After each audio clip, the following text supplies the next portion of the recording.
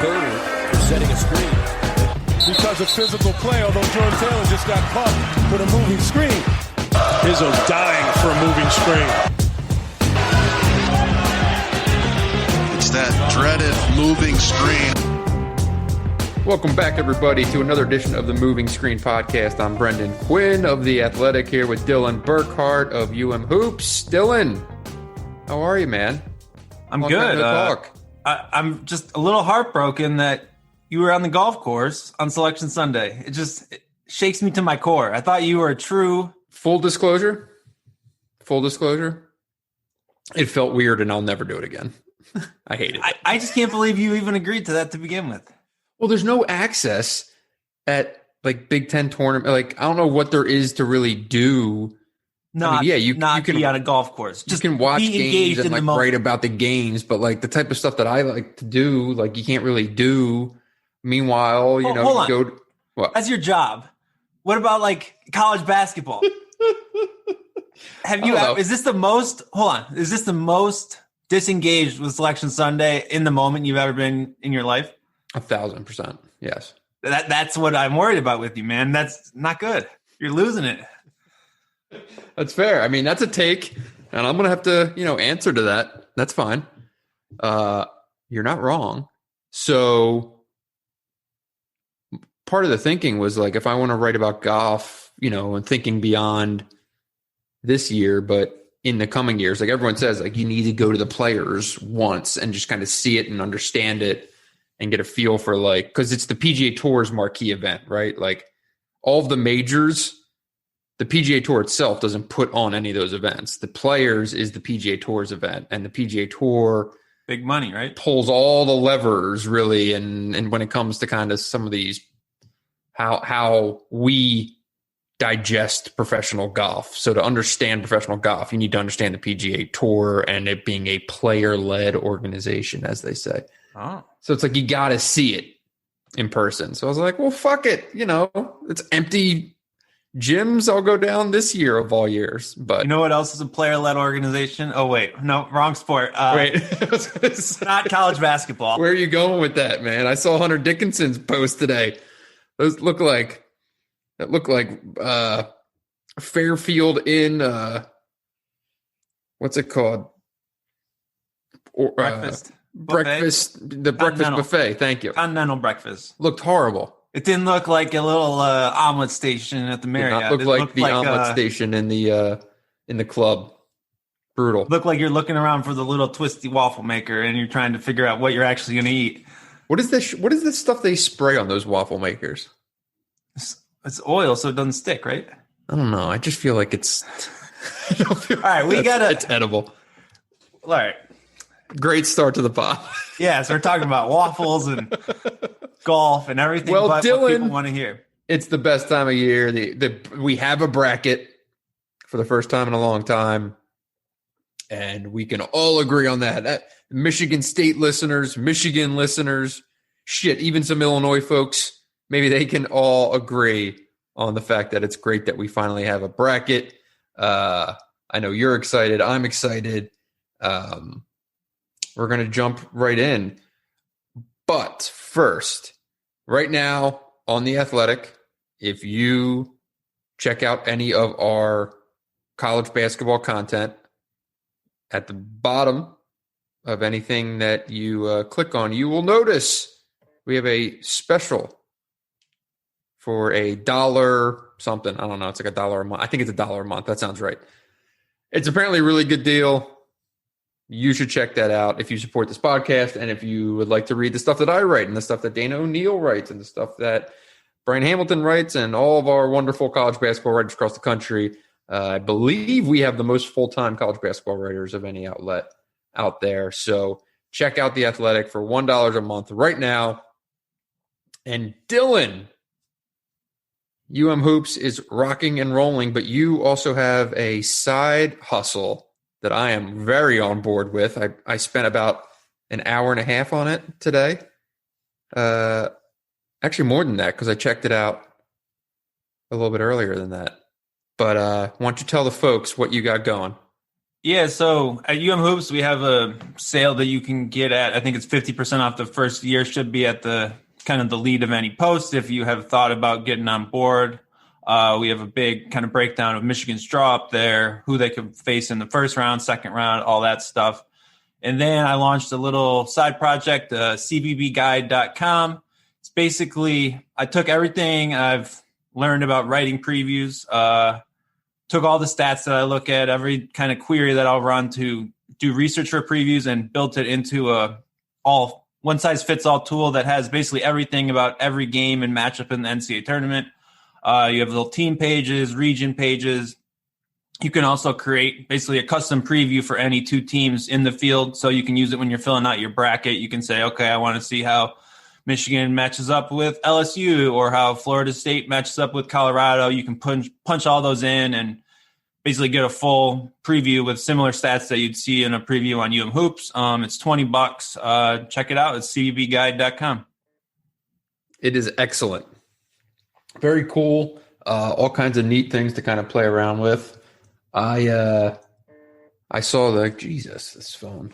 I saw the ATS section as being especially interesting, where you can go through the games. Interesting nugget on Michigan State. 8-19 against the spread on the year, but 5-3 against the spread in its last 8. Those stats were really ugly early, like around mid-January when you would brutal. Look at them. Yes.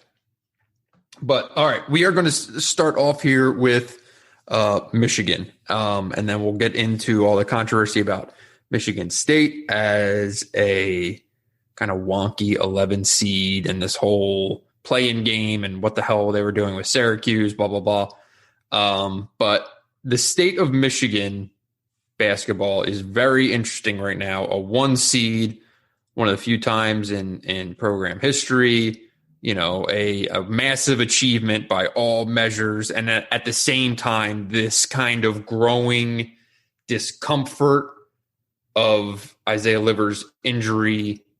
What is this team in reality versus what it has been and all that stuff. So, first of all, have covered Isaiah Livers and known him since he was in high school. And this sucks because this dude this is not the way that this story was supposed to go. And that's really, really shitty. So I don't think Isaiah Livers is a listener of the moving screen, but he has better things to do at this time. Our thoughts to Isaiah. It really, really sucks. Just man. awful. And especially it's just awful. Yeah. A year to the day after last year's tournament was canceled for it to all come down. It's just brutal because if you think about last year, his whole season was basically derailed by injury, and he was finally getting healthy late in the year, and then it all just came crashing down. Just hard to see. I mean, we've seen a couple of these injuries late in the year at other schools too. It's just brutal timing all around after a year that was really a sacrifice all around, right? Like these kids have been basically doing all this to get to this point, right? To play in the NCAA tournament, and then to just have that happen, just hard, like just shitty situation all around. So before we get into the actual matchups and whatever, I mean, it's a 116 against a play-in game, so there's only so much to really break down in terms of the game. But let's talk path and the idea of ceiling for Michigan, because I noticed in the piece that you wrote on kind of 5 takes based on Isaiah's injury, you came right out and just said that this clearly lowers the ceiling. So pitch me on that, and then let's maybe try to figure out a way that Michigan can still breach, what was previously thought to be its ceiling. Yeah, it's interesting. So I wrote that it definitely does hurt the ceiling. When you see the NCAA tournament draw come out, though, for me, it's more of there's not Michigan should be able to beat a lot of teams in its region. The problem is you're not just going to coast through any of these games, right? Every chance is basically a chance to slip up, right? Like Michigan have full strength. You feel really good in that 8-9 game. Now the chance that things could go sideways, probably doubles or triples. That doesn't mean Michigan can't beat Alabama. It doesn't mean Michigan can't beat Florida State or Colorado. Those games are winnable games, so it's feasible. you're just trying to win 4 games in a row, and all of a sudden your margin for error in each game is smaller, and it just becomes a tougher proposition to actually go ahead and do that. And the other hard part is Michigan had 40 minutes of game time to figure out what on earth it looks like without Isaiah Livers. If this injury happens in 1 week before the end of the regular season or just any time earlier, you have some time to figure this out, right? I don't know that game against Ohio State really tells you, okay, this is our identity without Isaiah. We're going to play like this. We're going to play like that. It felt kind of like an audition, to be honest, more than this is it. This is what we're going to do. So you'd rather not be trying to figure things out on the fly in the NCAA tournament. But that's basically where Michigan's going to be at. The only good part of that is there's not really film of Michigan playing this way. So if you come up with something new that works, I mean, it's going to be harder to deal with, right? So a lot going on. For me, it's just the chance that you slip up any step of the way. Like Michigan will probably still be favored in their first 3 games if they keep winning. I just don't know that they have that same margin for error where you're like, all right, they're going to just go and beat this team by 20 like they would have before. That's kind of where I'm at with it. What's your read? Well, real quick, do you think they will play a different style, or do you think they will just kind of lean in even harder to what we've seen with, pushing the ball to Dickinson, things like that? I don't think a completely different style, but you're going to be playing lineups that have barely played together, right? So Livers gets hurt against Maryland, and basically for 10 minutes in the second half, Michigan just went small with Shawnee Brown at the 4. Then that was sort of the on-the-fly decision. Also, Martelli was coaching for a lot of that time. He put Brandon Johns in the game and took him out 2 possessions later because he wasn't going to lose the game when he was coaching that way. But you flip it around to the next game. They started Brandon Johns. They brought Terrence Williams in at the 4 before Shawnee Brown and only played, I think, 3 or 4 minutes in that game with that small ball lineup that's Smith, Brooks, Wagner, Brown, and Dickinson. So if you play with that lineup, I do think you'd play a little differently. And to be honest, playing with Johns or Williams at the 4 is playing differently too, because you basically have a post-up guy. That's basically how Brandon has been trying to score at the 4. Yeah. So it's a different look. You're still going to play through Franz. You're going to play through the Dickinson, Mike Smith ball screen game, but it's just a different combination of what you would deal with and what you would go back and look. Like if you go watch film of Michigan, it's just a very different team without Isaiah Livers on the court.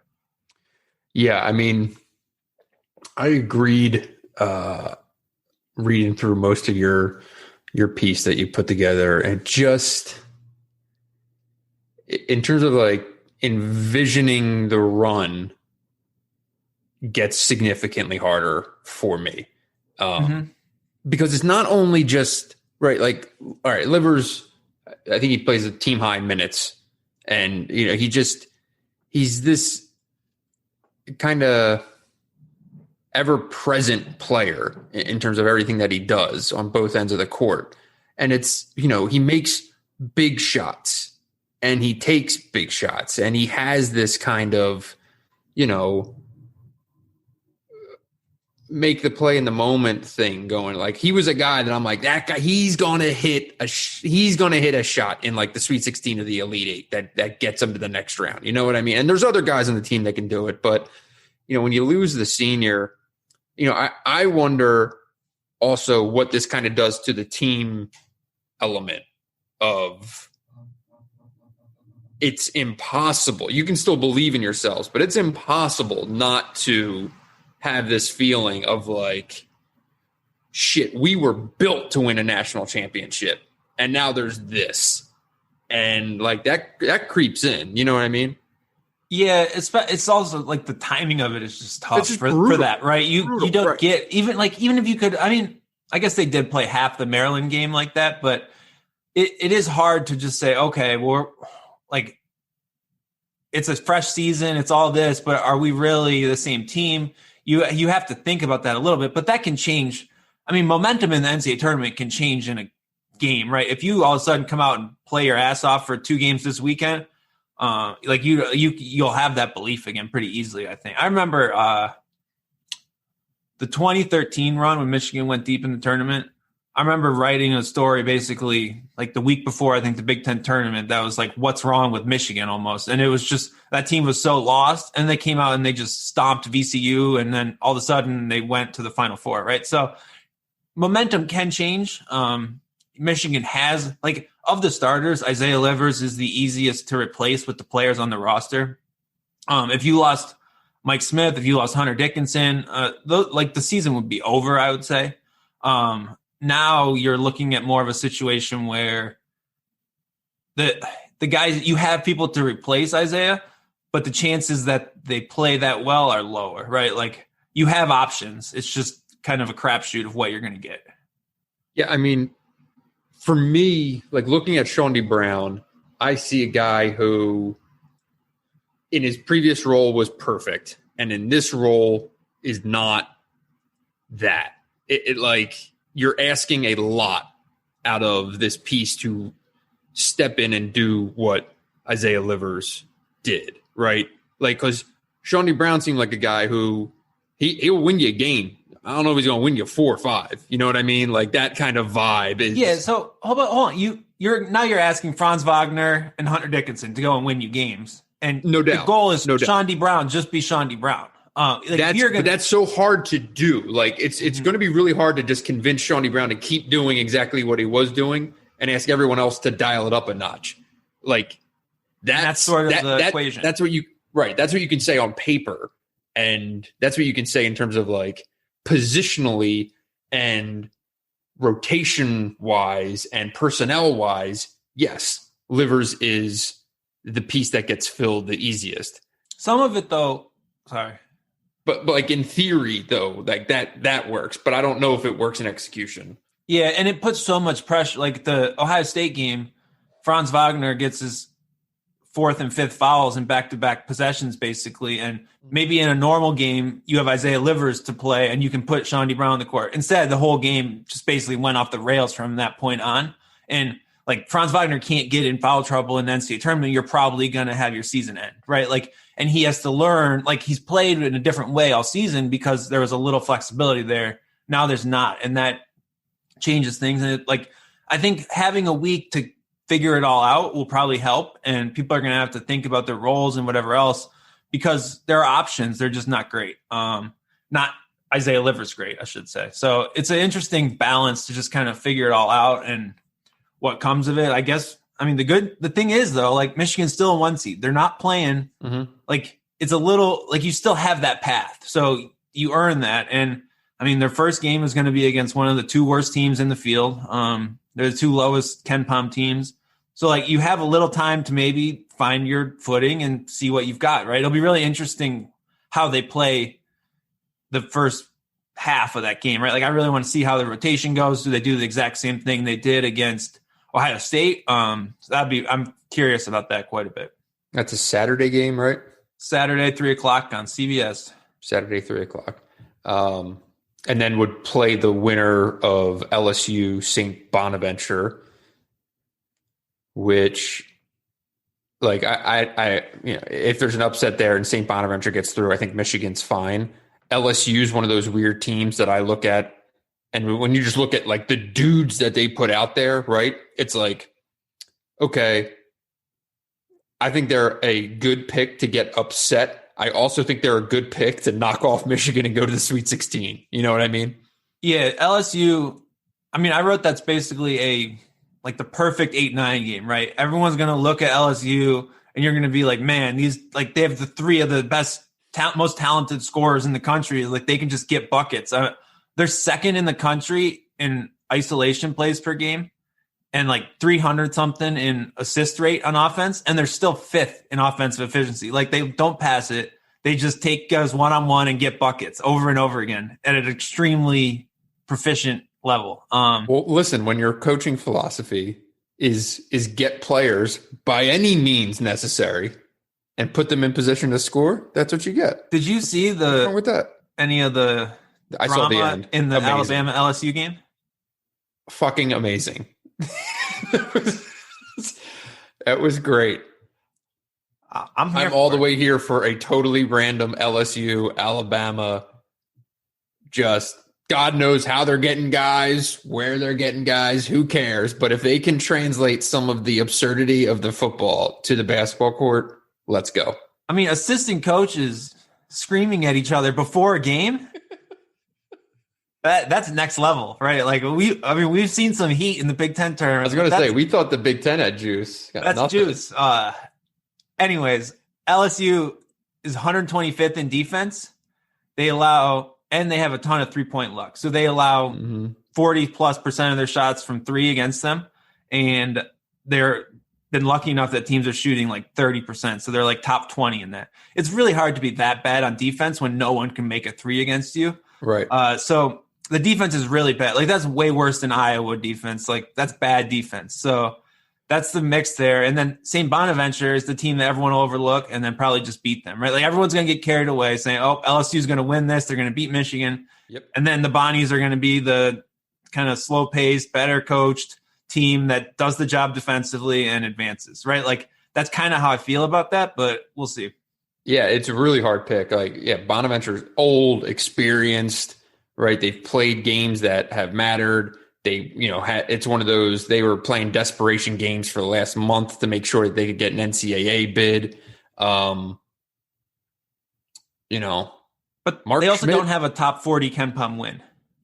Well, I mean, you play in the Atlantic 10 in a pretty mediocre year for the Atlantic 10. That's going to happen. They had they probably played half the non-conference games that they would have played, right? They only went 16-4. So 2 non-conference games. Where are the opportunities for a top 40 win? It doesn't mean they can't get them. It doesn't. They can play them. It just means it's hard to judge a lot of these teams, right? Yeah, I mean, they're about to go play pros for, it's going to feel like they're playing Dayton last year, right? Going against Obi when it's just randomly you play a year of like really good Atlantic 10 basketball and then you go play against a lottery pick and you're like, what the fuck? What is this? Right? So that's kind of the deal when you're a team like Bonaventure and you just walk out in the court with LSU. Do you think that the lack of sort of those non-conference games is going to make this tournament more variable because we don't know as much about some of these teams as we think?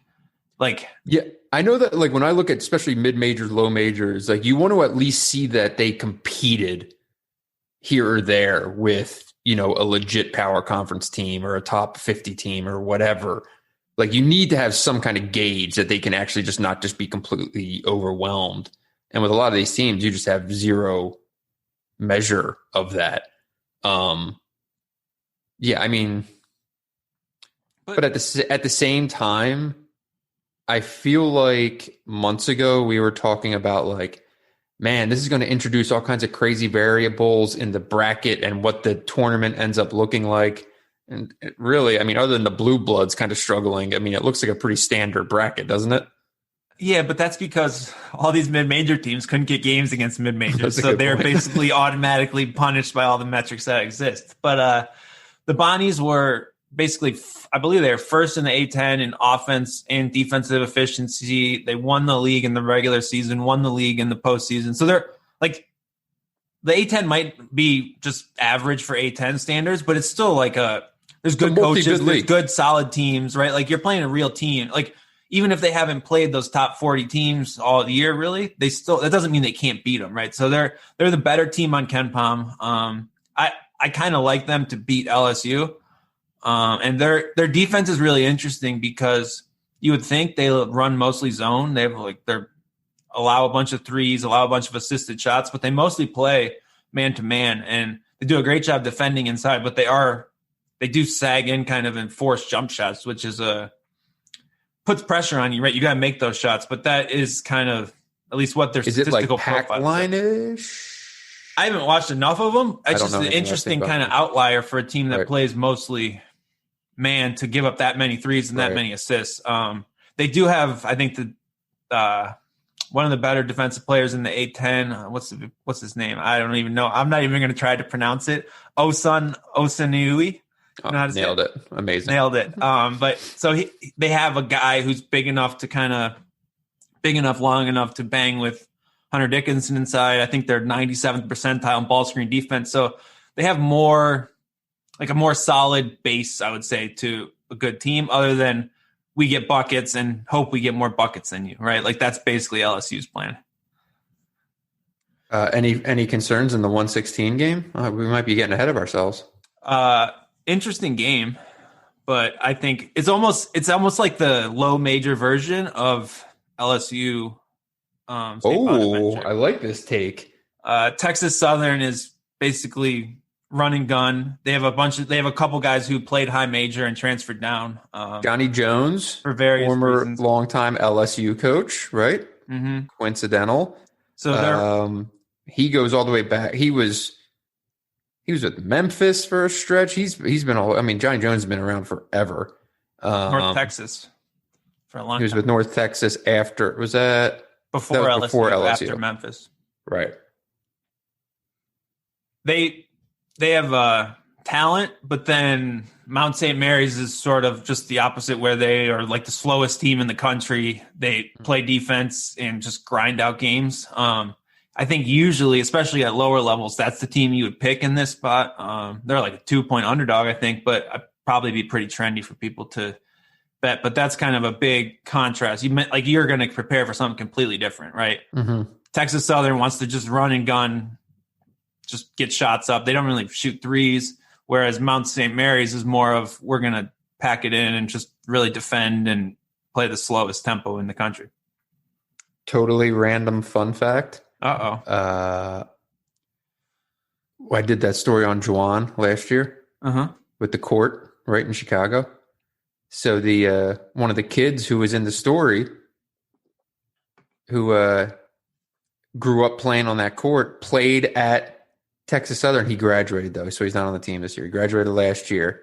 But his texting last night was very torn on rooting for Texas Southern or Michigan. If that's how you know Juwan has the juice. This is dude went just and me played plugging. there. This is just me plugging an 18-month-old story for no real particular reason, other than the fact that there's a Texas Southern mention on this podcast for the first time, I think, in its history. Texas Southern also has a kid who played at Montana, who Michigan has opened the last 2 NCAA tournaments against. So how about that? Was he in any that? Was he in those games? He was on the 2018 team, but he did not play in the game. Was that the game when it was like 55 degrees in the gym at 9:30 at night? That would have been the Wichita game, right? Was it? And then we ended up at a very interesting bar that night. Was that all that in the same night? I think. I mean, that could be any night in March. So that is the situation on those games. I'm going to go Mount St. Mary's wins the play-in game, and the Bonnies win the first round game. Those are my picks. I'm going to go exact opposite. I'm going to take Texas Southern. I'm going to take LSU just getting buckets, and I'm going to say LSU gives Michigan a game in the second game. The thing that jumped off the page to me, let's talk Michigan's path here. Okay. Was coming into this thing, I had Florida State circled as dangerous team, good, sleepy Final Four pick. And lo and behold, they are sitting right there for Michigan, potentially in the Sweet 16. Michigan already played them in 18, right? I don't know that many people are on the team still. No, it doesn't really. That's just a completely random fact. But I contend Leonard Hamilton is going to go to a Final Four at some point. And it's a question: is it going to be this year? Is it going to be next year or the following year? I don't know. He just got an extension, so it could be any point. But that dude is going to take Florida State to a Final Four at some point. There's a joke about following down 2 possessions late in the game somewhere in there, but we'll skip that. Well, look, that wasn't the finest coaching performance that we've ever seen in the final minute of that game when Leonard Hamilton was clearly just so pissed off that he just stopped coaching the game. Incredible. So what I will say is I did a post about like futures for DraftKings like a month ago. And 2 of the 4 teams I thought were good value to win were Alabama and Florida State. So in that case, you're not really jazzed about this bracket if you're Michigan. It's not like I don't think it's a loaded bracket. It's not like these teams are crazy over or under seeded or anything like that. But you're going to have to beat good teams to make the Final Four. And Florida State has kind of been like, you look, they're talented, and it seems like maybe they should have been better all year, right? Like, I don't know. I have a hard time with the ACC because the ACC was just pretty mediocre. Like, this team lost to Georgia Tech twice. Like, yeah. I mean, yeah. I get and like Clemson, right? Yeah, but they're a tough matchup for Michigan if it gets to that point. They're basically like all 6'6", 6'8" wings, guards, everything, and Michigan can match up with that a bit, but not quite as much without Isaiah Livers. There's just issues there, and I don't know. It would be a tough matchup, but it's kind of like LSU, where are we sure they're going to get to that point? And no, but sure. Colorado doesn't really wow me either as the 5 seed. So I would pick Florida State, and it would be tough it would be a close game, and they would have the talent. They have enough to make a run. Yeah, I can, with all honesty, say that other than the fact that Tad Boyle's the coach, I know absolutely nothing about Colorado basketball this year. I'm sure you're knee deep in the research right now, but I got nothing on. No, Pac-12 basketball's past my bedtime, man. I don't have time for that. It's not good enough to stay up for. Give me your odds of Michigan reaching the Final Four. Oh, baby. You want me to like pick? Like, I don't know. Give you I want you to come up with something clever, Dylan. All right. I don't think I would just say, like, if I go fill out a bracket right now, I don't think I'd pick Michigan to make the Final Four. I think there's too much uncertainty. Right? How about this way? Rank the teams in the East region in terms of probability of going to the Final Four. I got to pull up a bracket. I will go with I kind of want. I know I just kind of brought them down, but I kind of want to pick Florida State out of this region. Here are my hot takes for the region. Okay. I like Texas to the Elite Eight. I could see Texas, Florida State in the Elite Eight. But I will say that I put Michigan third behind those two. That's my rankings. I'm going off the wall. Texas or Alabama?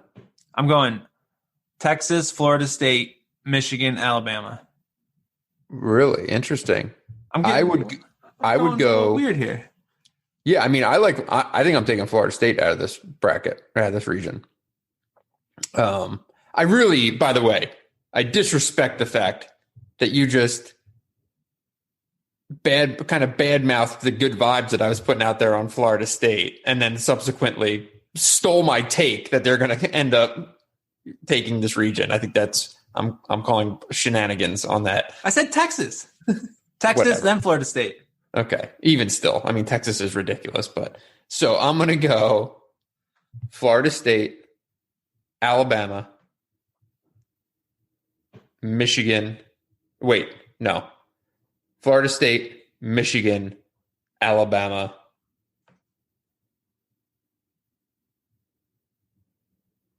LSU, Texas. Oh, I thought you were going to be real bold for a second there. And go where? UConn? Nope. St. Bonnie's? No. Listen, all right. Do you know how hard it was for me to list 5 schools and not pick the Catholic school from the Atlantic 10? All right, that was an emotional experience.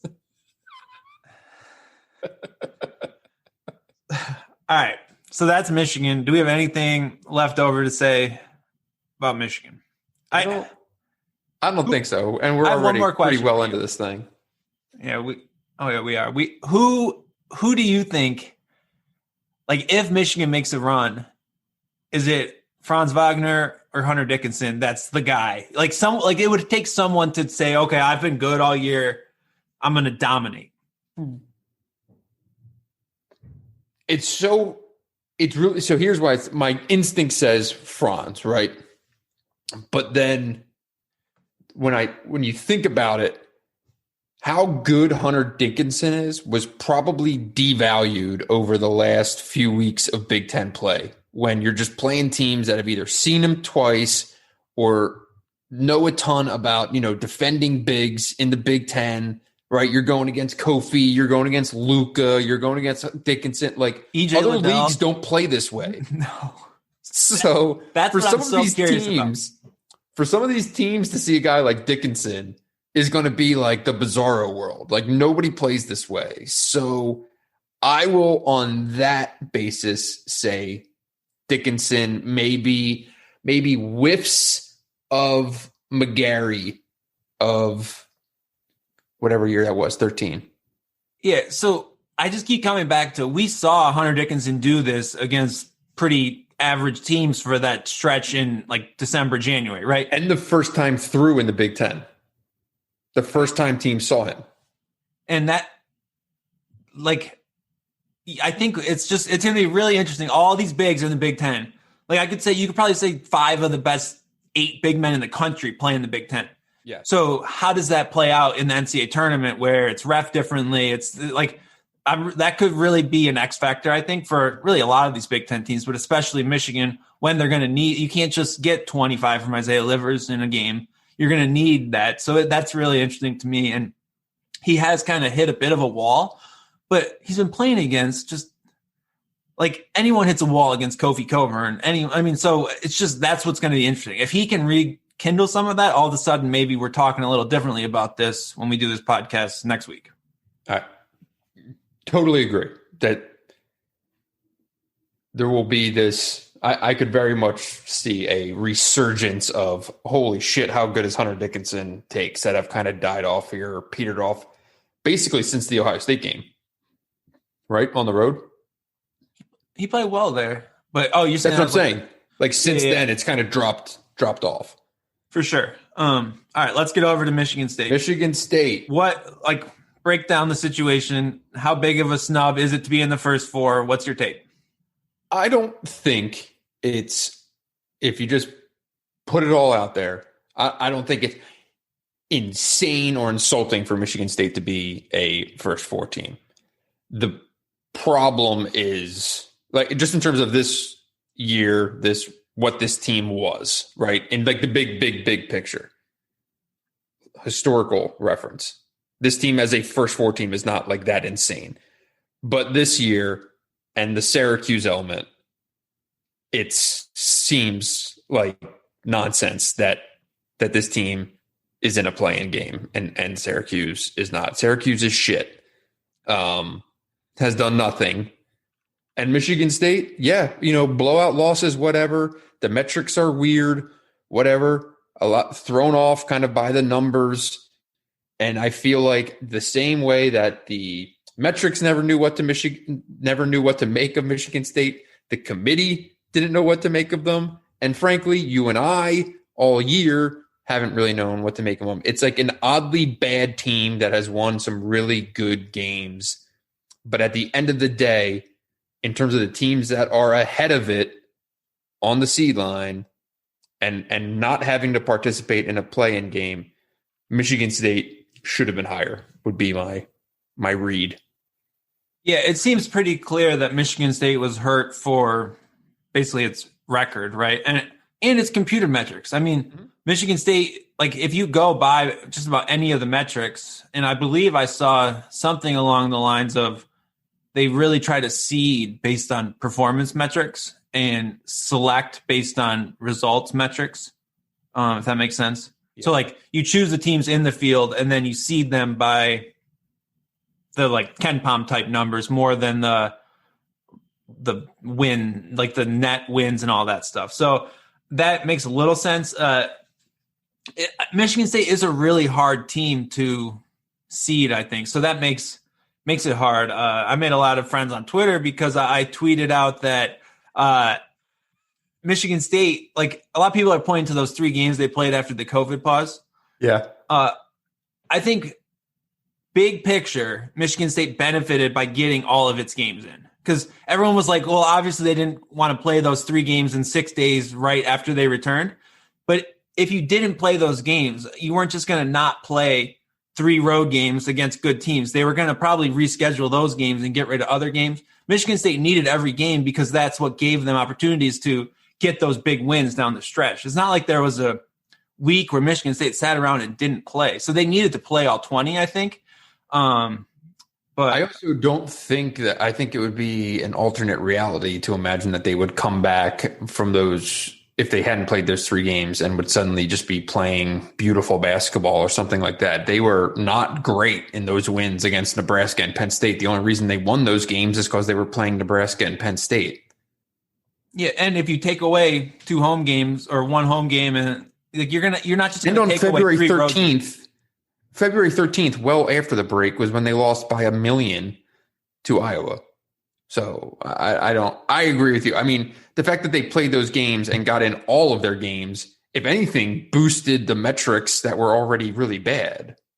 Yeah. And I mean, like credit where it's due. That last 3 weeks of the season, clearly Michigan State needed every one of those wins to get in the tournament, and they got the job done, but it was close, right? Like maybe even closer than people thought. This reminds me. I feel like my take was right. It was right. Man. Not often that your takes are right, but I think it was.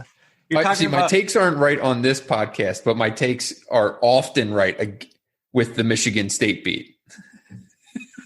with my contemporaries over there. I'm going to remind all of them that they can suck it. So, all right. Anyways.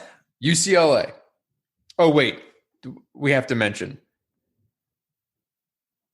When there's hostilities over seeding, it's a really bad idea for the selection committee chairman to then go out and make light of it and say something like, you have the quote? We thought it would be a heck of a way. This is the quote in my chicken scratch. Thought it would be a heck of a way to start the tournament off, which is implying, of course, that, hey, Michigan State, UCLA, 2 massive brands in the game, have them play. We'll get some eyeballs and get this thing rolling. Never mind the fact that they shouldn't be in this game. Hold on, I have a question. Okay. Do any interviews like that where the selection committee chair gets in front of a camera on, like, they do these for the football thing. I barely even follow football, but weekly. And they just say things for like 10 minutes and they just make all these ridiculous statements and they take them back the next week. Like, who thinks that's a good idea to make your process look good? It's crazy. Like, they should talk. They should just say smarter stuff, I think would be my... I don't know. I would never say that they shouldn't do the interviews. We don't want that. Well, that would be the worst case. We don't want that. But if I was their PR advisor, I would tell them, sure as shit, better not do it. What are you doing here? I'm just saying it makes them look incompetent. These are terrible takes. We want everyone to talk. We want everyone to say ridiculous things out of their ass. That is what makes all of this way more interesting. We do not need the PR flacks and hacks. And to be honest, the whole process is just to like have shit like this so we can all yell about it for a week. So yeah, I get it. So phenomenal. This is what it's all about. This is the beauty of it. So no, keep talking. But I don't think the game was, I don't know if I believe that the game was orchestrated for that reason, because frankly, Syracuse is a massive brand as well in college basketball. And if you could put Syracuse versus UCLA, is Michigan State a better program than Syracuse? Yes. But is Syracuse still a massive program with a Hall of Fame coach that could pretty much be replicable to Michigan State in a play-in game against UCLA? Also, yes, right? It's not like Tulsa. Like, that's who Michigan played first for. Exactly. This game is going to be miserable to watch. Thank you. Thank you. Like, it's not going to be a good game. No one's staying up to watch if they are like partially neutral. You're not going to win it over on the aesthetics. UCLA Bruins, 17-9 overall, 13-6 in the Pac-12, 4th in offensive efficiency in the league, 5th in defensive efficiency in the league. They play slow as hell, 65 possessions a game in conference play. That ranked dead last in the league. They can make some shots. You got to read, put your paper up and read into the microphone. You're talking into the microphone. Move that over here. This go. is what happens when you write things down. Sorry. 39% 3-point shooting as a team.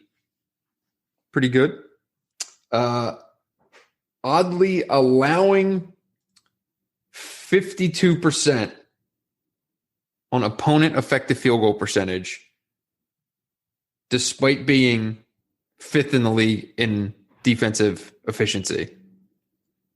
It is the Pac-12. This is the Pac-12. Bad hoops. We'll get into personnel and stuff like that. But look, UCLA with Mick Cronin is basically Michigan State light. Your thoughts? Like, they want to play with that toughness, the this, the that. They play a little slower than Michigan State, but they want to win the same way as Michigan State. Also, how many mid-range jump shots are going to be taken in this game? So I like to think that I'm pretty good at looking at anyone's stats and coming up with something positive to say about him. Like, I probably convinced you Montana was good 2 years in a row, writing previews for them in the NCAA tournament. Like, this is just there's just nothing to really like about, like, it's just the perfect high major first four team, right? If you have a mid-major team that's about this good, they're actually usually probably pretty good at certain things. UCLA has guys who are supposed to be good. They're talented. And then they're just pretty average, like, as a team, right? There's nothing that they do particularly well. Nothing particularly exciting about their statistical profile.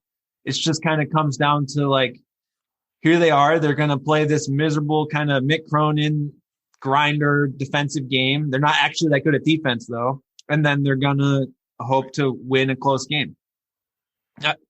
I think you pretty much hit the nail on the head with how you pitched it. I mean, they're going to be solid, right? They can clean up the defensive glass. But they're just, both these teams are pretty meh offensively, and they have coaches who want to be good defensively, and they're maybe not quite as good as their coach's reputation is, right? Yes. But I don't think either team is good enough on offense to, like, truly exploit that. So you're just going to kind of be in this game. The biggest difference between the two is that Michigan State finished well and UCLA did not. UCLA losing your last four games isn't how you want to go into the tournament? 4 straight losses to Colorado, Oregon, USC. All 3 teams are tournament teams. That's nothing wrong there. But I feel like if you finish the season that way, you then want to go and beat Oregon State in the first round of the Pac-12 tournament. And UCLA lost to the Beavers in overtime there.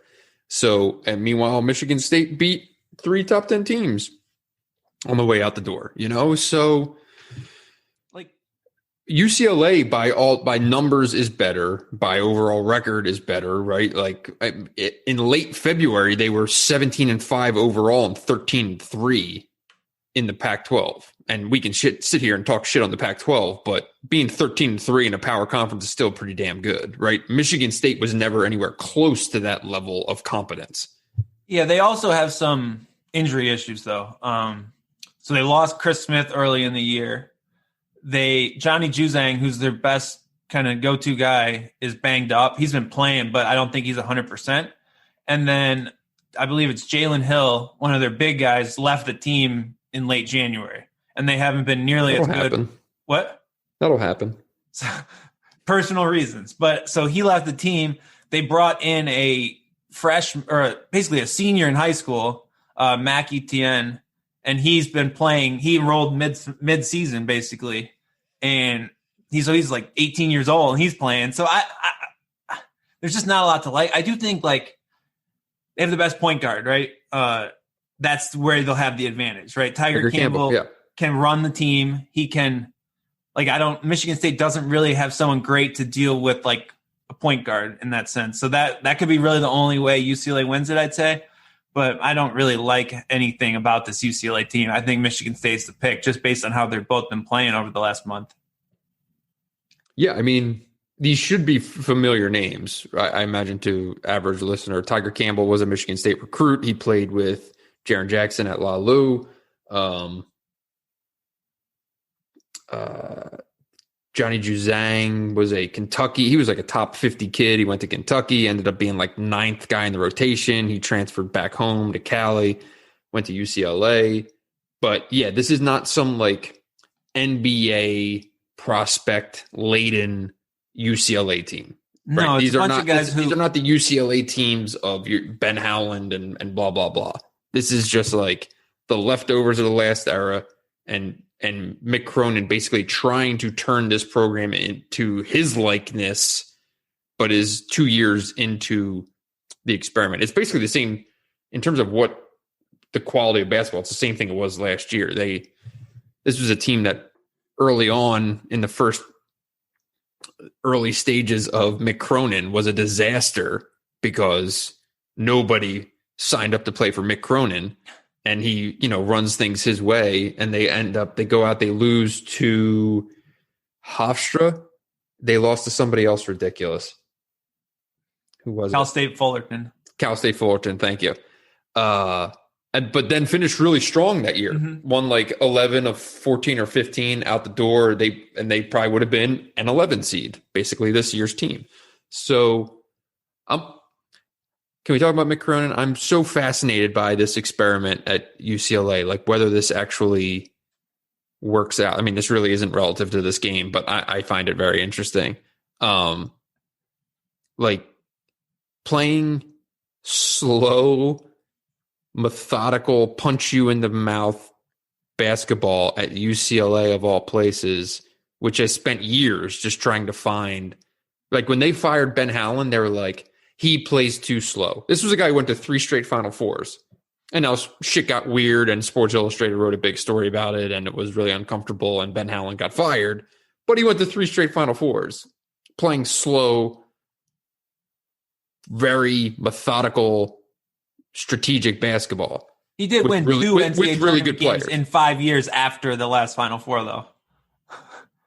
But when they fired him, they were like, we're going to make things fun. We're bringing some LA back to UCLA, and brought in Steve Alford, and that was awful. That didn't work. And then they bring in Mick Cronin, and I'm like, this is either the smartest move, like to try to build Michigan State in the Pac-12 because you're going to win a ton of games, or it could just be a total disaster. The problem is the Pac-12 sucks, and they're still mediocre, right? Like, it's one thing to be the tough physical team in a good conference because you can pick up a few wins here and there, but I don't know. It's just not exciting, right? You're going to go like Cali kids want to play Cali basketball. They're not going to want to go play for UCLA.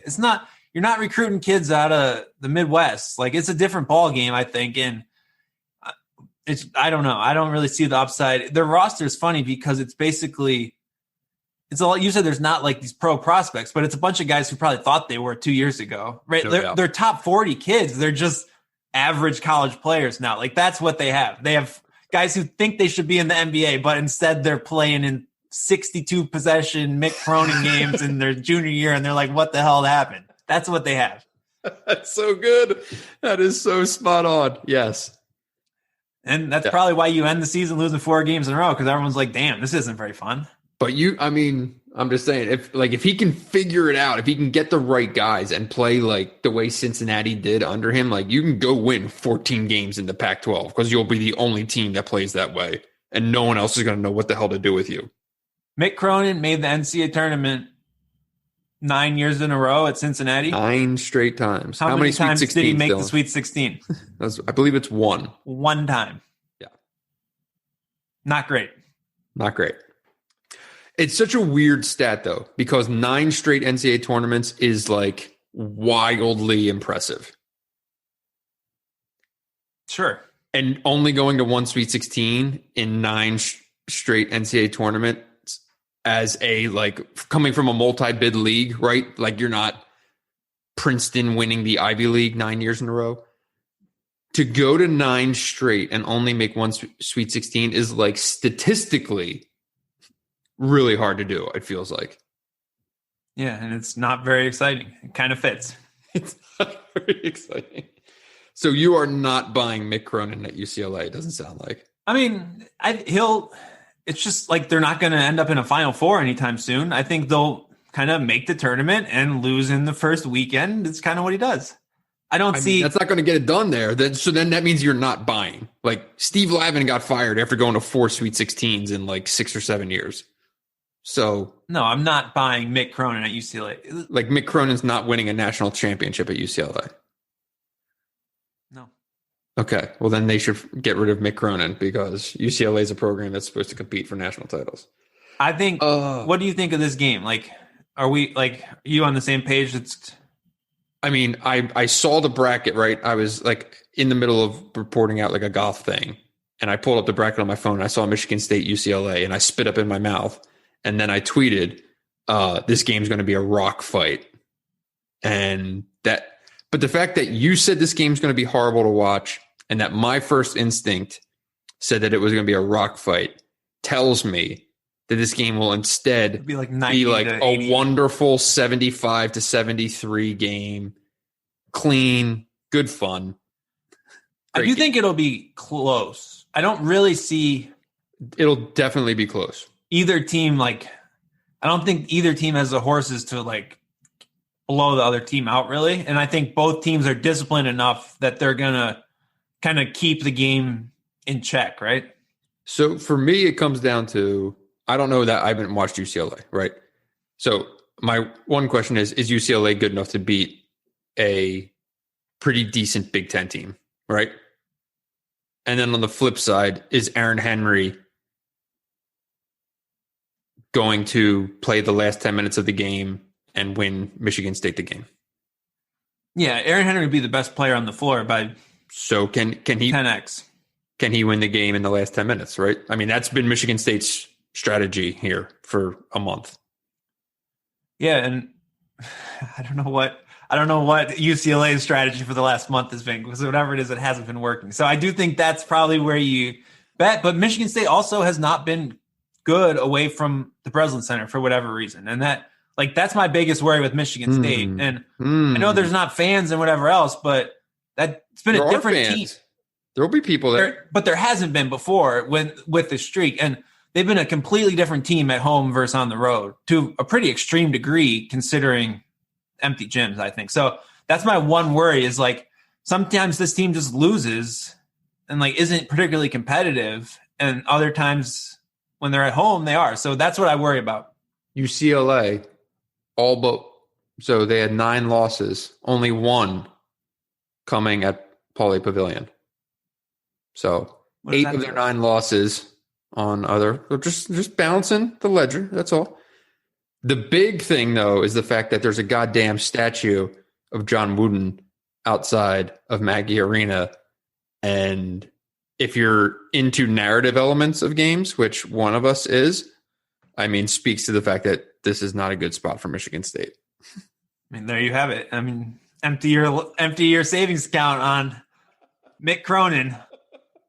What's the spread? It's like Michigan State by 2, right? Isn't that the spread? I would probably take Michigan State. I think that's the bet. Yeah. But I don't know. Is anyone excited to stay up till 12:30 in the morning and watch this game? Is anyone excited to stay up to write about it? Have fun with that one. So the first 4 are all the games at Mackey, or I'm having a hard time keeping track with where all these games are. I have no idea. What I understand is teams will play their first round games at different places than their second round games. Mm-hmm. So you won't play in the same building, right? So, and that's why it's not unfair that Michigan's game will be somewhere different than LSU St. Bonaventure, because they'll both play somewhere different for the second round. Very confusing, but I saw some people trying to make a controversy out of this or saying it's dumb. I didn't really understand it or really think it's a big deal. And I'm inclined to think there's a reason and rationale for it. I hate to give people the benefit of the doubt being I assume the argument against it is it seems weird to make sure everyone goes everywhere with COVID, but it's not they're not I know. Mackey, it's an hour away. What's really the difference of going 10 minutes versus an hour? I mean, who cares? They're just gyms. Yeah, I don't really get the logic of it all. I feel like some people don't understand the geography of Indiana and imagine that these places are like sprawled out all over the state. Like they're all relatively close. Yeah, I don't think people are that worried about. I assume that it just has to do with how they fit the schedule together with TV and broadcast crews and everything else, right? But who on earth knows all of that? Because that's hard to keep track of in a normal year. Can we talk a little bit about all the news today? Oh, shit. Yes, of course. That's far more interesting than anything we've talked about so far. A first 4 game and a 1-16 game.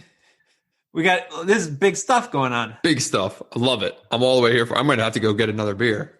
Archie Miller? Out. Archie Miller and Richard. Big. You have $10 million, what it would take to buy out Archie, and you are picking the next Indiana coach. Who is it going to be? If you can get Scott Drew, I think that's the obvious answer. I have no idea. I don't know anything about Scott Drew's situation other than the fact that he has family in the area. Like there are reasons for him to stay at Baylor. I don't know why you would go to Indiana. You can have the same success at Baylor that you can have at Indiana. It's all relative at this point. But if I'm Indiana, right, and I have the money and I can throw it in one direction, that's where I'm going. You would throw money at Scott Drew before Chris Beard? Chris Beard's not leaving Texas Tech. Okay. What about the man in Ann Arbor? Yeah, I mean, really interesting. I think he'll listen if that call comes and consider it very, very seriously. From everything I understand, which includes conversations with him, look, like Beeline still feels the juice and is wrestling with the idea of, do I want to do this or do I not? Right. Like there is no, I wouldn't say that there is contentment in retirement of just like, no, I'm good. Could you, I could never see Beeline just being, I'm going to hang out now. Right. Like I'm sure. But I mean, I feel like some people might think that because of the way things went down in Cleveland. I think some people may think that because of his age and the amount of, money he's already made, the accomplishments that he already has. Like he's got a pretty nice little thing going here, right? Do BTN, be John Beeline, shit, whatever. Like the idea of walking into the forest fire that is Indiana basketball is a pretty all-consuming venture, right? Like that's like a legacy-changing move, okay? Like it's not, I'll put it this way. Like I think if Mike Bray was out at Notre Dame, whether by his own choice or another, I think Notre Dame would be out of its mind not to make him the first call. And I also think John Beeline would probably take that pretty quickly, would be my guess. And you know what? Like going and taking Notre Dame to a couple NCAA tournaments, nice way to ride things out, right? Mm-hmm. Go get a taste, be able to coach, be back in it, and blah, blah, blah. Good little story. It works. Going to Indiana is a different thing, right? Do you think, so how much do you think he would, like, it's also a different thing for your competitive juices, right? Like, you're not going to go win a national championship at Notre Dame. You would have okay. I mean, maybe, but like Indiana's. It's not like going to he's not going to win one at BC or Wake Forest or these other places that were floated where I would get phone calls and look, my opinion, there's no goddamn chance he would go there because it's going to take 3 years of losing to build the program and get guys in and do all this shit and blah, blah, blah, right? Like this drawn out process that he's not going to do. He just lost at Cleveland and it nearly drove him I think, categorically insane to lose that way. So he's not going to a place that's going to take that, right? But there's a going big, to Ohio, like you can win a national championship at Notre Dame in a couple of years. Why not? I don't think you're going to build a like. I get all the incentive of going to a basketball school and all that. Like that's a thing, or a football school. Sorry, that like it's an easier job. Ohio State's like that. Michigan's like that. But Notre Dame just feels more to me like the upside's more like what he built at West Virginia, where you build a really good team and you make runs in the NCAA tournament. But like success at Indiana looks like top 4 seed every year, basically what he had built at Michigan by the end of his run, right? So sure, that's the expectations of it all. What about a play? Like, I don't know. It's just, I'd be really interesting because he seems like just like listening to him talk and do interviews, like he seems like a guy who's going to coach. I would be shocked if he doesn't. And I'm going to be fascinated to watch how it all plays out too, because that's just going to be, especially if it was in the Big Ten, the storylines would just be too good. I mean, my guess would be like, yeah, if you're putting odds out there, the heaviest odds would be on him taking a job in this cycle, I think. Right? Yeah, I think it's got to be because you got to strike like you're going to be. Well, he would still get called this time next year. His name would still be floated for everything. He's not like, it's not like he's 77 or something like that, right? Like he's still in his 60s. He still has like the shine of Michigan is still there. So I just don't think him being in the Big Ten Network studio for a month and being around all this is making him think, man, I really want to be in a studio next March. 1,000%. Yeah. There's no chance. Minnesota. But he also knows what it means. Take the right job. To go all the way back in. And that's a thing, right? And he is enjoying elements of not having to coach and recruit and like all the shit that comes with it. And like he doesn't need to do anything. Right? He's done it. So I don't know. I mean, at the end of the day, it's going to be what he and Kathleen sit there and are talking about and trying to decide if they want to go all in again. Because knowing John, it wouldn't be, he's not one of these old time guys that's just going to take the job just to, be able to work and be around the game and be around kids and blah, blah, blah, blah. Like he's only going to go back in if he's going to try to win at the highest level. I think that's fair. And that, like, we can sit here and keep talking in circles, but like we have no idea what he would decide to do. And I think even people that are a million times closer than you or me or whoever, would also agree that like you have no idea what that final call would be. That's fair. All right, quick on the way out. Minnesota. Who would I hire and who do I think they'll hire? Or wait, you go first on that. I think should they hire and who will they hire? Dream candidate would be Musselman. I don't think he'll leave. I don't know why you would leave Arkansas. He wouldn't, but that would be a good fit. Who will they hire? Arkansas is a better job. Yeah. Who would you hire? If I were Minnesota, I would hire Porter Moser. Ooh, I like it. I think Minnesota is going to end up hiring Brian Dutcher. Yeah, Dutcher makes sense.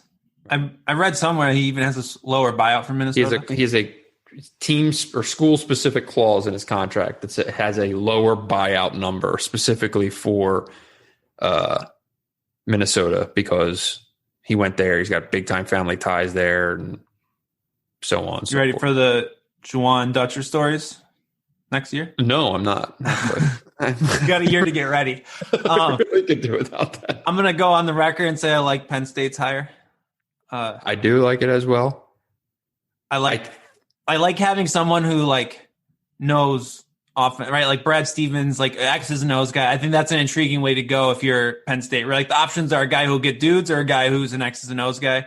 And I kind of like this venture, so I'm curious about it. But here's a question: I said to another person earlier today who was asking about this. What's a better job, Butler or Penn State? Butler. I agree. So my concern with Penn State making this hire is that, look, we both like LaVall Jordan, right? And I don't want to see anything bad happen to LaVall Jordan. But LaVall Jordan is entering a huge year at Butler. And if things don't go well, I don't know what happens there next. And I wouldn't be that surprised if Butler, right, targets him. Yeah, I mean, you're Penn State, though. Like, Penn State lost coach to Navy. Like, what are you going to do? Yeah, but it was a coach that was also there for 9 years. Like, you don't want to bring in a guy for 1 year and lose him. I'm just, like, fair. If you hire a guy like Mark Schmidt, right, I'm pretty sure you're getting Mark Schmidt for 4, 5, 6, 7 years, whatever, right, to program build. That's fair. This to me looks like the definition of a stepping stone situation. Like, if he goes and wins 20 games at Penn State, good night and goodbye, gone.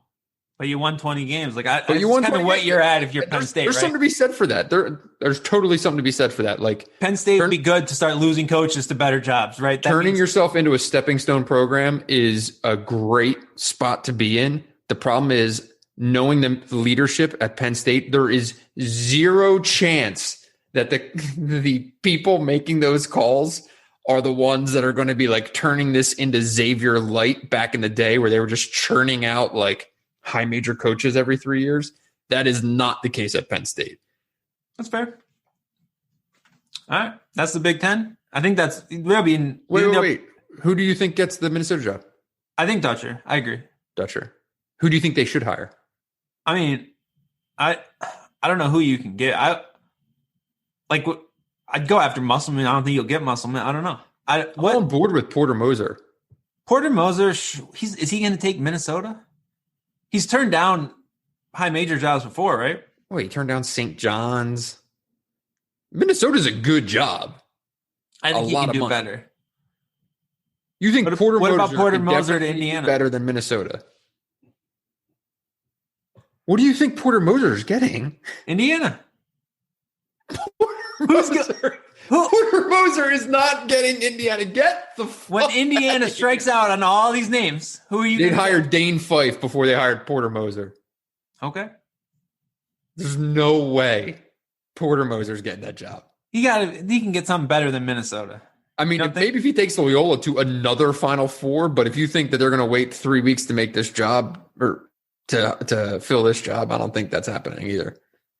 Which calls into question, I think, the possibility of Scott Drew to Indiana. Wait, we're not getting out of here without putting our names on who gets the Indiana job.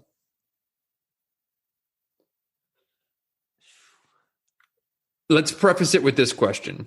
Do you think this is they've got the name in the crosshairs? They made the firm move on Archie the day after Selection Sunday because they've got something lined up, and this is all going to go very orderly, and by this Thursday I don't have to deal with Zach Osterman texting me freaking out. Or do you think this turns into just one delicious shit show of people turning down Indiana, them going way down the line, and what? When was the last time there was like a clean and orderly? These are always shit shows. Well, I'm just asking the question. The timing of it makes you think that they would have it all lined up. You would think, but yes. That often when you assume things, you look like an idiot. So I'm going to say it seems like that, but I don't know that that's going to be the case. I think because the problem, it's like there's going to be all these candidates. Brad Stevens. We're going to talk about Brad Stevens for a week. Brad Stevens ain't going to Indiana. Like, I would imagine Brad Stevens already turned down Indiana, would be my guess. But if he did take that job, that'd be sweet. That would be sweet. You and every Indiana fan on the internet is thinking how sweet that would be. But I don't care about Indiana fans. What about I care more about putting like some real juice back into Indiana basketball. Like it would be great for the league. It'd be great for What about that? college basketball. Yeah. Thad Does not do it for me at all. I mean, I would hire Beeline in a heartbeat before Thad. It's because you were down in like the SEC when he was crushing everyone, covering Tennessee or something. A long time ago, man. I know his health is an issue. He's in his 50s though. I know, but that was a long time ago that he got that done. I could just see Indiana going with someone like Musselman, and it's just not working. Like all the glitz and glam of like his whole shtick, and then it just fails. That kind of feels like the move here to me. Would he take Indiana? Are you going to say Arkansas is too good for that too? No. I mean, I think he would take Indiana in a heartbeat. I would think. I don't know. I mean, you can also do things a little bit of a different way at Arkansas, if we're being honest here. All right, let's make your pick and get out of here. I got to cook dinner. I'm going to say it goes all the way down, and Dane Fife's the next coach at Indiana. Bold. All right. That's probably not going to happen, but if it does, I want my name on that prediction. Considering I thought that Penn State should have looked at him, it'd be hilarious if he got the IU job. A real more serious one.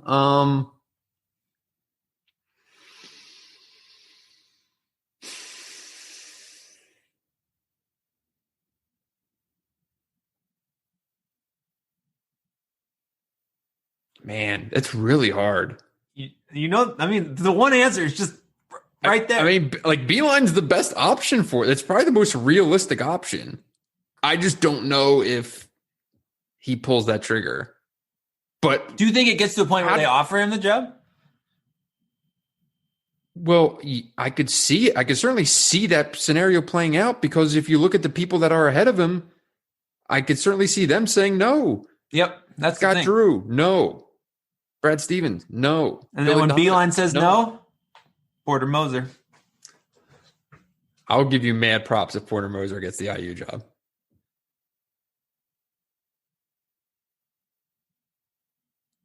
All right.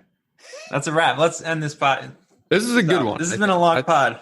This is a tremendous pod. This is a proper mid-March pod. Thank you, everybody, for listening. We wish all of you a very happy St. Patrick's Day on Wednesday, of course. We will be back. I have no idea. We'll rip. I mean, neither of us are traveling, so we can rip off a bunch of these through the tournament, right? Yeah. Perfect. Give the people what they want, as you say. Thank you for listening.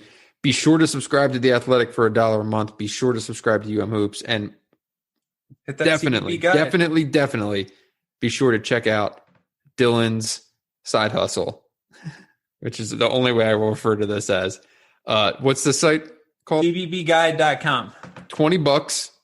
You will get the best guide to filling out your bracket that any analytic psychopath out there could possibly want. So you don't like my sales pitch. You didn't give me a good look there, Dylan. It's good. That's why you're here. All right. Thank you, everybody, for listening. Be sure to tip your bartenders and servers.